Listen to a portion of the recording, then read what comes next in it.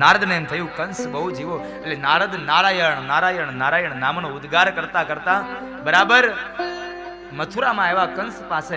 કંસને આવીને સમાચાર પૂછ્યા, ક્ષેમ કુશળ પૂછે છે. રાજા મજામાં ને? બધું મજામાં છે. અરે મહારાજ આપના આશીર્વાદથી બધું મજામાં છે. નારદ કહે છે ખાખ મજામાં હોય?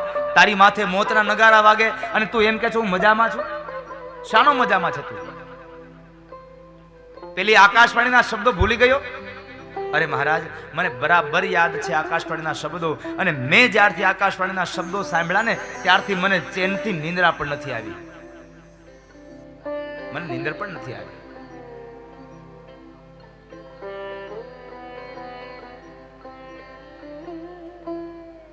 ચેનથી નિંદ્રા પણ ન આવવા દે.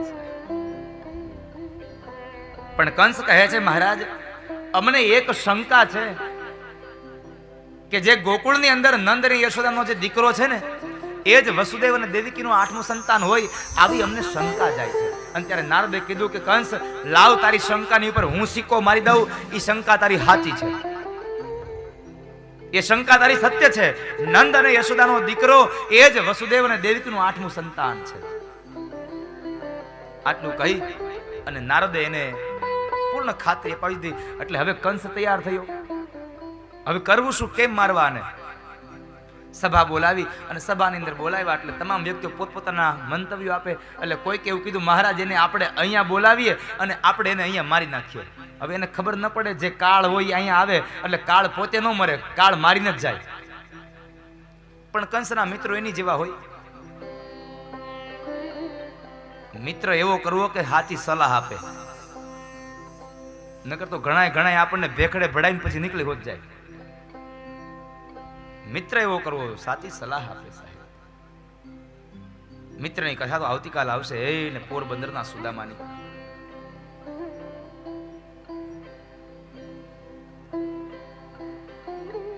બધા લોકોને પ્રશ્ન કરે છે શું કરવું. એટલે એમાં એક વાત આવી, એક પ્રસ્તાવ આવ્યો કે આપણે કામ કરીએ, આપણે અહીંયા ધનુષ્ય યજ્ઞ કરીએ અને એ ધનુષ્ય યજ્ઞમાં આપણે એને બોલાવીએ અને એ જ્યારે અહીંયા આવે ત્યારે અહીંયા આવશે, એની સાથે આપણા કુવળિયાપીઠ હાથી દ્વારા એને મરાવી નાખીશું.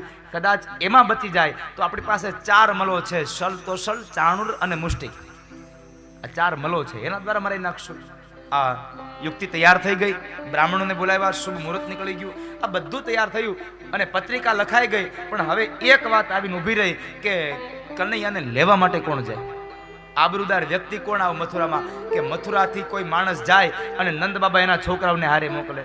એક વાત યાદ રાખજો, માત્ર પૈસો કામનો નથી, આબરૂ પણ કમાવી કામની છે. પૈસો કમાવે તમારું કાંઈ નહીં હોય, આબરૂ કમાવી પડશે સમાજમાં. 5 માણસની વચ્ચે તમને પૈસાવાળા માણસને બોલાવાતો હશે, પણ જ્યારે 5 માણસની વચ્ચે હાવ નિર્ધન માણસને પણ બોલાવાતો હશે. કારણ એને ભલે પૈસા નથી કમાયો પણ એને આબરૂ બહુ કમાયો છે. અને પૈસા તો તમે જિંદગીભરમાં તમે ગમે ત્યારે કમાઈ શકશો વારંવાર. એક વખત પૈસો આવશે, કદાચ વયો જશે, તમે પાછો એને મેળવી શકશો. પણ એક વાત યાદ રાખજો, આબરૂ એક જ વખત આવે ને એક જ વખત જાય. એક જ વખત આવે ને એક વાર જાય. એટલે એમાં સાવધાન રહેજો.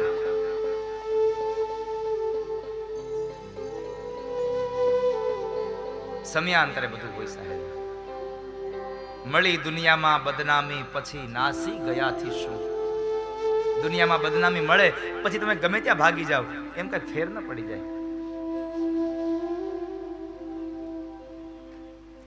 માટે સાવધાન રહેજો.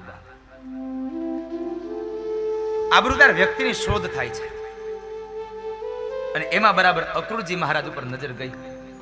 અક્રૂરને કહીએ એટલે સાંજના સમયે કંસ બરાબર પત્રિકા લઈ અને અક્રૂર પાસે આવે અને અક્રૂર પાસે આવી અને અક્રૂરને કહે છે, અક્રૂરજી મહારાજ લ્યો આ ધનુષ્ય યજ્ઞની પત્રિકા, અને આ પત્રિકા લઈ અને તમારે ગોકુળમાં જવાનું છે અને ત્યાંથી નંદ અને યશોદાના જે 2 દીકરા છે એ 2 દીકરાને તમારે અહીંયા લઈ આવવાના છે. કારણ આપણી શંકા હતી એ સાચી પડી છે. શું વાત કરો છો મહારાજ? હા, આપણી જે શંકા હતી એ સત્ય છે કે વસુદેવ અને દેવકીનું 8મું સંતાન એ નંદ અને યશોદાનો દીકરો છે. મારો કાળ છે, માટે તમે એને લઈ આવો. એટલે આપણે એને અહીંયા મારી નાખ્યો. અક્રૂરજી કહે છે, મહારાજ ક્રોધે ન ભરાવ તો એક વાત કહું તમને. બોલો અક્રૂર. મહારાજ તમને ખબર છે કે નંદ અને યશોદાનો દીકરો એ વસુદેવ દેવકીનો 8મો સંતાન છે, તમારો કાળ છે, તમારું મૃત્યુ છે, તો પછી મૃત્યુને ન્યા આઘું રહેવા દો ને હું કામ નજીક લઈ આવો છો? એને ન્યા રહેવા દો, એને નજીક ન લાવો. છતાં પણ સાહેબ આ કંસ ન સમજો. કંસ કહે છે કે અક્રૂર, હું તમને માત્ર આ આજ્ઞા કરવા માટે આવ્યો છું, હું તમારી સલાહ લેવા માટે નથી આવ્યો. સવાર થતા મારા સોનાના રથને લઈ અને વૃંદાવનમાં જજો અને ત્યાંથી આ પત્રિકા આપી અને 2 છોકરાને તેડીને લાવજો. બસ, મારે બીજું કાંઈ નથી સાંભળવું. આટલું કહી અને કંસ વયો જાય છે. એક વાત યાદ રાખજો, જ્યારે માણસનો વિનાશ થાય ને ત્યારે એની બુદ્ધિ હાવ ભ્રષ્ટ થાય. વિનાશ કાળે વિપરીત બુદ્ધિ. નહીં તો એને ખબર ન પડે કે મારો કાળ છે ભલે ત્યાં દૂર રહ્યો, પણ કાળ છે ને એ કોઈ દિવસ કોઈને ન છોડે સાહેબ. તમે ગમે ત્યાં હોય, તમને તમારું નિમિત્ત ગમે ત્યાંથી ગમે ત્યાં લઈ જાય. આપણે નથી કહેતા એ કાળ ન્યાય એને લઈ ગયો, નકર અહીંયા જ બેઠા હતા. માણસને કાળ ન છોડે.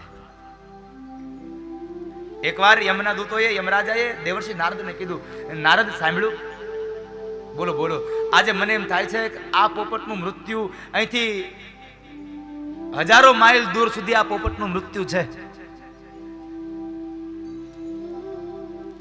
આજે આનું મૃત્યુ છે.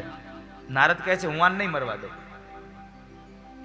એમ કહે છે કાળના પાશમાંથી કોઈ છૂટી શક્યું જ નથી. કાળના મોઢામાંથી કોઈ ન છૂટી શકે. એટલે એ સમયે નારદે ગરુડ બની, બાજ બની અને એ સમયે એ પોપટને ઉપાડી અને એટલી ગતિથી, તીવ્ર ગતિથી જાય છે, કારણ નકર પોપટ એ સમયે ન્યા પહોંચી શકે એમ નહોતો. જોજો આ કર્મની ગતિ. આ કાળ કોઈને ન છોડે એની વાત કરી રહ્યો છું. પોપટની ગતિ કેટલી? એક દિવસમાં હજારો માઇલ સુધી ન કાપી શકે. પણ એ સમયે કાળ આવ્યો છે એટલે કાળ શું કરાવે? તો નારદે કીધું એમને કે હું આજે નહીં મરવા દઉં, આને બહુ દૂર મૂકી આવીશ. અને એ સમયે પોપટને ઉપાડ્યો ને લઈને જાય છે, હજારો માઇલ સુધી દૂર મૂકી આવે. અને પછી એ નારદ પાછા યમ પાસે આવીને કહે છે, કાં યમ, મારી લીધો પોપટને? અને ત્યારે યમ બોલ્યા છે કે હવે જ પોપટનું મૃત્યુ છે, કારણ મેં તમને પહેલા કીધું હતું કે આજ મને વિચાર આવે છે પોપટ અહીંયા છે અને આનું હજારો માઇલ દૂર આનું મૃત્યુ છે, આ પૂગશે નહીં તો આને મારે મારવો કેમ? પણ તમે કર્યું, તમે જ મૂકી આવે એને મુખમાં. એટલે કાળ જ સાહેબ માણસને લઈ જતો હોય છે. મૃત્યુના મુખમાંથી ક્યારેય માણસ ન છૂટે. એમ અહીંયા કંસને પણ એનું મૃત્યુ બોલાવે છે. વિનાશ કાળે વિપરીત બુદ્ધિ. કંસ ન સમજો. અંતે સવારનો સૂર્ય ઉદય થયો. અક્રૂરજી મહારાજ વેલા ઉઠી અને સ્નાનાદિ કર્મ કરી પરવારી અને સોનાનો રથ લઈ તૈયાર થયા. બેઠા છે, ભગવાન ગણપતિને પ્રાર્થના કરી, ગણપતિની પ્રાર્થના કરી નીકળે છે. પણ મનના ઘોડાઓ અતિશય વેગવંતા દોડ્યા છે. મન આકુળ વ્યાકુળ થયું કે હું બાળકોને લઈ આવીશ, અહીંયા મારશે તો હું પણ બાળ હત્યાનો અધિકારી બનીશ. હવે શું કરું? હું મારું ન મારું શું કરું? ત્યાં જાઉં ન જાઉં? આવા વિચારોમાં જ્યારે એ અક્રૂરજી મહારાજ ખોવાઈ જાય ત્યારે રથના ઘોડાઓ ઉભા રહી જાય છે. આમ કરતા કરતા સવારે મથુરાથી નીકળ્યા છે અને છેક સાંજે વૃંદાવનમાં પહોંચ્યા છે. સંધ્યાના સમય, દિવસ હાથમે ત્યારે પહોંચે છે. અને એ સમયે ભગવાન કૃષ્ણ અને દાઉજી મહારાજ 2 ભાઈઓ ગાયોને ચરાવી અને ઘરે આવ્યા છે. માએ સ્નાન કરાવ્યું, સુગંધિત તેલ માથામાં નાખી આપ્યા છે અને સરસ મજાના વસ્ત્રો પહેરાવી અને 2 ભાઈઓને આંગણામાં રમે છે. એ સમયે વ્રજની વાડીઓમાં બરાબર કાકા અક્રૂરજી મહારાજનો રથ આવે. જ્યાં રથ આવીને જ્યાં જોવે તો ઓહો, અહીંયા તો કૃષ્ણના ચરણારવિંદ જોયા છે. કનૈયાના ચરણારવિંદ જોયા એટલે અક્રૂરજી મહારાજે રથના ઘોડાની લગામ ખેંચી અને નીચે ઉતરી ગયા છે. અને અક્રૂર બોલ્યા કે જ્યાં મારો ઠાકુર ઉઘાડા પગે ચાલતો હોય તો મારાથી ત્યાં રથમાં બેસીને ન જવાય, મારે ન જવાય. અક્રૂરજી મહારાજ નીચે ઉતર્યા છે. નીચે ઉતરા એટલું નહીં, ભાગવતકાર એમ કહે છે ચાલતા નથી ગયા પણ ભગવાનના ચરણારવિંદમાં એ આળોડતા ગયા છે. કારણ આજ મારા ઠાકુરના ચરણારવિંદની રજ મને મળી, ભગવાનના ચરણારવિંદની રજ મને મળી. આળોડતા જઈ રહ્યા છે. અને એ સમય બરાબર નંદ બાબાના આંગણા પાસે પહોંચવા આવ્યા. ત્યાં 2 ભાઈઓ ગૌશાળામાંથી આવે છે અને જ્યાં જોવે તો અક્રૂરજી મહારાજ 2 ભાઈઓ એક હાથ પકડી અને અક્રૂરજી મહારાજને ઉભા કર્યા છે. કાકા શું કરો છો તમે? વિચાર કરો, એક હારા અધિકારીનો એક નાનો એવો પ્યુન હોય ને તો એને આમ આમ હમાતું ન હોય કે હું તો મોટા સાહેબનો પટાવાળો છું. તો અહીંયા તો અખિલ બ્રહ્માંડનો માલિક એમ કે છે કાકા હું કરો છો? ત્યાં તો અક્રૂરની છાતી ગજગજ મંડી ફૂલવા કે ભગવાને મને કાકા કીધો. અક્રૂરજી મહારાજને હાથ પકડીને લઈ જાય છે. આંગણામાં જઈ અને ભગવાન કૃષ્ણ બોલ્યા છે, મૈયા ઓ બાબા જરા બહાર તો આવો, જુઓ તો ખરા આપણી ઘરે કોણ આવ્યું છે. જે નંદ અને યશોદા બે ઓસરીમાં આવે દોડતા, જ્યાં જુએ તો આંગણામાં અક્રૂરજી મહારાજ છે. ઓહો ધન્ય ઘડી ધન્ય ભાગ, આજ આ તમારા જેવા અતિથિ અમારા આંગણે પધાર્યા. પધારો પધારો અક્રૂરજી મહારાજ પધારો. આગતા સ્વાગતા કરીને બેઠા છે. અને એ સમયે નંદ બાબાએ પ્રશ્ન કર્યો છે, અક્રૂર મહારાજ મથુરામાં બધા ક્ષેમ કુશળ છે ને? અરે નંદરાય, જ્યાં સગા બાપને કેદ કરવામાં આવે ત્યાં શું ક્ષેમ કુશળ હોય? ઉગ્રસેન મહારાજને કેદ કર્યા છે, એમાં શું કુશળ હોય? આપનું અહીં આવવાનું પ્રયોજન, હું એક યજ્ઞની કુમકુમ પત્રિકા લઈને આવ્યો છું, આમંત્રણ લઈને આવ્યો છું. મથુરા નરેશ કંસ ધનુષ્ય યજ્ઞ કરે છે અને એ ધનુષ્ય યજ્ઞની હું તમને એક પત્રિકા દેવા આવ્યો છું. અને એ પત્રિકાની સાથે હું તમારા બે દીકરા એમાં કૃષ્ણ અને બલરામને બેને હું તેડું કરવા આવ્યો છું. કૃષ્ણ બલરામના તેડું કરવા આવ્યા છે શબ્દ સાંભળ્યા અને નંદ બાબાને આનંદનો પાર ન રહ્યો. ક્યાં મારા દીકરાઓ અને ક્યાં એ મથુરાનો રાજા કંસ? કેટલું આમ આનંદ થયો કે મારા દીકરાઓ માટે એને તેડું મોકલ્યું અને વળી પાછા એનો જ પોતાનો સોનાનો રથ મોકલ્યો. સોનાનો રથ આવ્યો છે. આ વાત નંદને બહુ ગમી, પણ બાજુમાં બેઠેલી માં યશોદાને આ વાત ન ગમી. કનૈયાને લઈ જવાની, કનૈયાને લઈ જવાની વાત એ યશોદાને ન ગમી.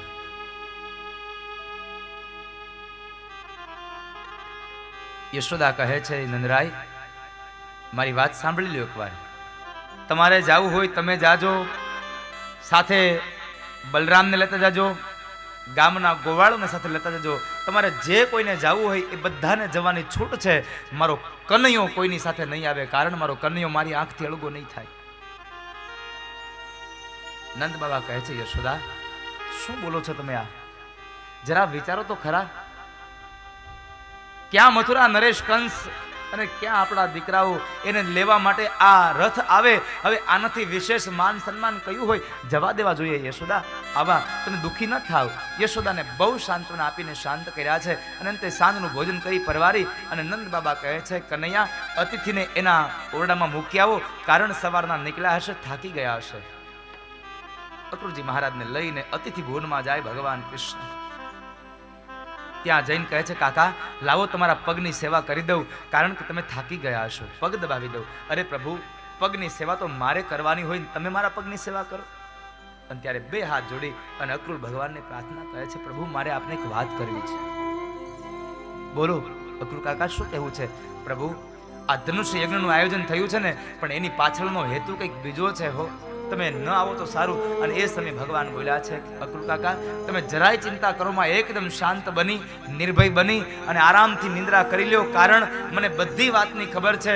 તમે આવ્યા ને તે પેલા થોડાક વાર પહેલા જ નારદ હજી ગયા છે, કારણ એ જ મને કહી ગયા છે, પ્રભુ હું મથુરામાં જઈ આવ્યો છું અને મારા લેવલ પ્રમાણેનું કામ હું કરી આવ્યો છું. હવે તમારે તમારું કામ કરવા ત્યાં મથુરા પહોંચી જવાનું છે. મને બધી ખબર છે. તમે જરાય ચિંતા ન કરો, આરામ કરો. અક્રૂર કાકાને આરામ કરાવી અને ભગવાન કૃષ્ણ દાઉજી મહારાજ બેગ નીકળી ગયા, ઓરડામાં ગયા છે. દાઉજી મહારાજ પોતાની પથારીમાં સૂતા છે અને ભગવાન કૃષ્ણ માં યશોદાની હારે સૂતા છે. ભાગવતકાર એમ કહે છે, ભગવાન મોટા થયા ને તોય માની હારે જ હુવે છે, યશોદાની સાથે જ સૂવે છે. યશોદાની સાથે સૂતા છે. અને એ સમયે આખો દિવસ ગાયોને ચરાવી અને કૃષ્ણ થાકી ગયા. માના દાવા હાથના તકિયો બનાવીને કૃષ્ણ સૂતા છે અને માં એનો જમણો હાથ પ્રેમ ભર્યો વહાલ ભર્યો હાથ કૃષ્ણની જુલ્ફોમાં ફેરવે છે. અને માએ જ્યાં કપાળમાં ચુંબન કર્યું ને તો કૃષ્ણને નિંદર આવી ગઈ, કારણ માનો પ્રેમ ભર્યો હાથ ભર્યો અને કૃષ્ણ ઓઢી ગયા છે, કૃષ્ણ સૂઈ ગયા છે. પણ આજ માં યશોદાની નિંદ્રા વેરણ બની ગઈ. માને નિંદર નથી આવતી. એક જ વિચાર આવે છે, સવારનો સૂરજ ઉગશે મારો લાલો વયો જશે, સવારનો સૂરજ ઉગશે મારો કનૈયો મને છોડીને જતો રહેશે. એક જ માત્ર વિચાર આવે છે. એકમાત્ર વિચારને લઈ યશોદા આખી રાત અશ્રુથી રડ્યા કરે છે. આંખમાંથી અશ્રુની ધારા બંધ ન થઈ.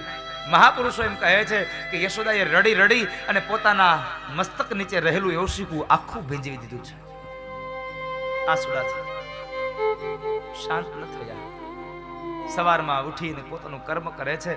અને એ સમયે દાઉજી મહારાજ જાગ્યા, તૈયાર થયા, નંદ બાબા તૈયાર થયા, ગોવાળો તૈયાર થયા, પણ હજી કનૈયો સૂતો છે, કૃષ્ણ સૂતા છે. જ્યારે કૃષ્ણ સૂતા છે ત્યારે નંદ બાબા આવીને કહે છે, યશોદા લાલાને જગાડો ને, જવાનું મોડું થશે, તાપ થઈ જશે, પછી તડકો થશે, એને જગાડો ને. રોજના માટે યશોદા વહેલી સવારમાં જગાડે, લાલા ઉભો થા કનૈયા, ગાયો ચરાવવા જવાનું છે. આજ માએ ન જગાડ્યો, કારણ એને ખબર છે કે જો આજ જગાડીશ ને તો કનૈયો હમણાં છોડીને મને જતો રહેશે. પણ માએ વળી ભારે હૈયે ઓરડામાં જાય છે. ત્યાં ભગવાન એ પલંગની મધ્યમાં કાળી કામળી માથાથી લઈ અને પગ સુધી ઓઢી અને ભગવાન કૃષ્ણ સૂતા છે. ભારે હૈયે માએ કામળીનો છેડો પકડી કહે છે, લાલા ઉભો થા બાપ, મોડું થશે જવાનું. માને જ્યાં સામે જુએ છે, માને વંદન કર્યા છે. માએ માથામાં હાથ ફેરવીને કપાળમાં ચુંબન કરે છે. યશોદા માં યશોદાની આંખોમાં અશ્રુના બિંદ આવી ગયા છે, કારણ આજ કનૈયો જતો રહેવાનો છે. માને વંદન કરીને કનૈયો તૈયાર થવા જાય છે. માં એને સ્નાન કરાવે.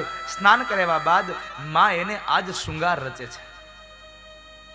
કનૈયાને શૃંગાર રચતા રચતા, શૃંગાર પહેરાવતા પહેરાવતા માં રડે છે. ચોધાર અશ્રુ રડે પડે અને મોટામાંથી એટલા શબ્દો નીકળ્યા કે લાલા આ છેલ્લી વાર મારા બાપ તને હું શૃંગાર કરી દઉં, પછી ખબર નહીં તારી યશોદા તને ક્યારે આ વસ્ત્રો પહેરાવી શકશે.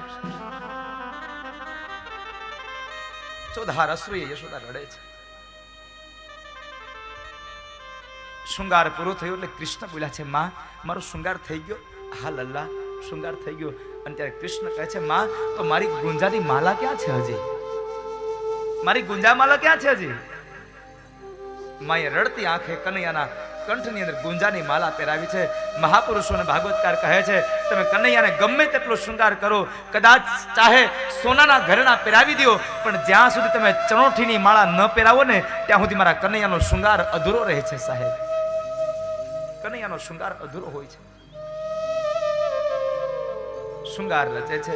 શૃંગાર રચાવી કનૈયાને દાઉજી મહારાજને બે ભાઈઓને જમવા બેસાડે, સવારનું શિરામણ કરવા બેસાડે છે. કનૈયાની બાજુમાં માં બેસી ગઈ.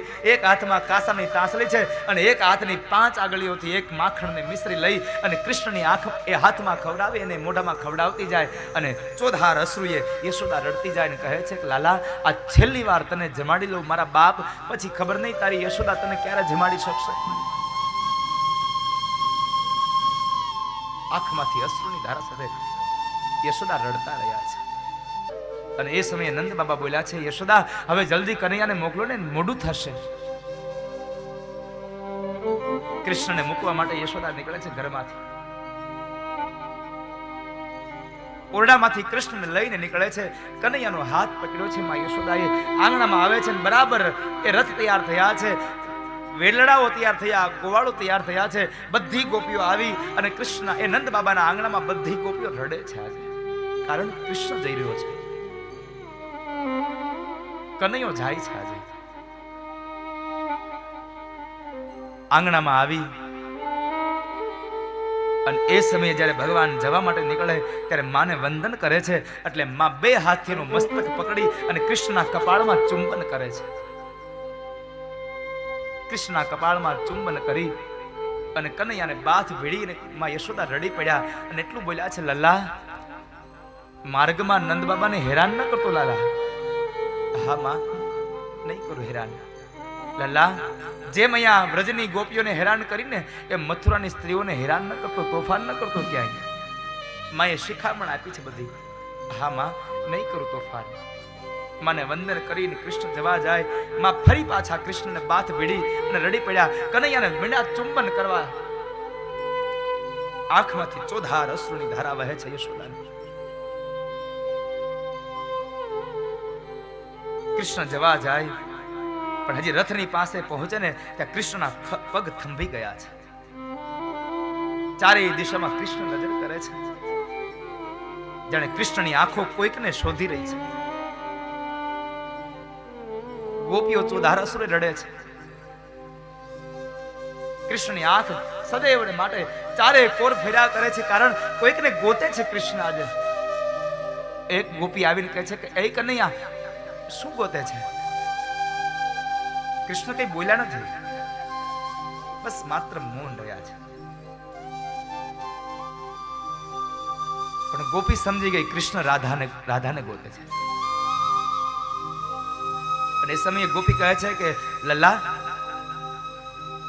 શ્યામ રાધાની રાહ જુએ છે ને? કૃષ્ણ નીચે જોઈને જરા હા પાડે છે. એટલે ગોપી કહે છે સામે જો, એક વૃક્ષની પાછળ, થડની પાછળ એ રાધા ઊભી છે. અને એ સમયે રાધા પોતાના હાથના નખને ખાઈ રહ્યા છે અને પગના અંગૂઠાથી ધરતીને કોતરી રહ્યા છે કે જો જગ્યા આપે ને તો હું ધરતીમાં સમાઈ જાઉં. કૃષ્ણ મને મૂકીને જાય પેલા, કૃષ્ણ મને છોડીને જાય ને ત્યાર પેલા હું ધરતીમાં સમાઈ જાઉં.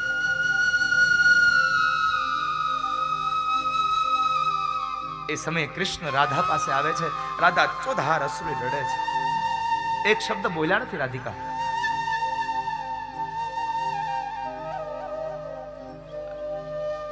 અને કૃષ્ણ રાધિકાની નજીક આવ્યા, અંગ ઉપરની કાળી કામળી ઉતારી, એને ઘડી પાડી, કેડમાં ખોસેલી બંસરી કાઢી અને કામળી ઉપર મૂકી.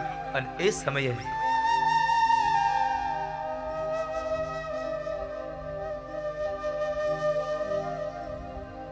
રાધાના હાથમાં આપે છે.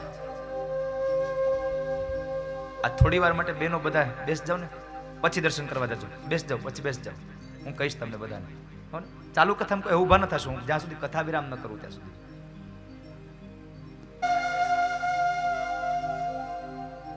દ્વાપર યુગમાં જે વ્રજની અંદર જે વેદના હતી ને, એ વેદના મારે તમને આજે વર્ણવીને બતાવી છે. એટલા માટે કૃષ્ણની વિદાયનો સાહેબ, એ વિરહનો, એ સંયોગમાં વિયોગ થાય ત્યારે માણસની શું દશા હોય. ગોપીઓ રડે છે, રાધા રડે છે, માં યશોદા રડે છે. અને કામળી ઉપર એ વાંસળી રાખી અને કૃષ્ણએ વાંસળી અને કામળી બે રાધાના હાથમાં આપીને કહે છે કે લે રાધા, હવે તારો શ્યામ વાંસળી નહીં વગાડે, કારણ હું મથુરામાં જઈને વાંસળી વગાડું તો મારી રાધા ક્યાં આવશે ત્યાં. છતાં પણ રાધા ન બોલ્યા, કઈ ચૂપચાપ ઉભા રહ્યા છે. અને કૃષ્ણ છેલ્લે ચાલતા ચાલતા એટલું બોલ્યા છે, राधे अब मैं चल पड़ा, मैं जा रहा हूं राधे. રાધા કહે છે કનૈયા ક્યાંથી જઈશ? અમારો હાથ છોડાવીને જઈશ, પણ અમારું હૃદય તો છોડાવી તું ક્યારેય નહીં જોડાઈ શકે. અમારા હૃદયમાંથી તું ક્યારેય નહીં જાય.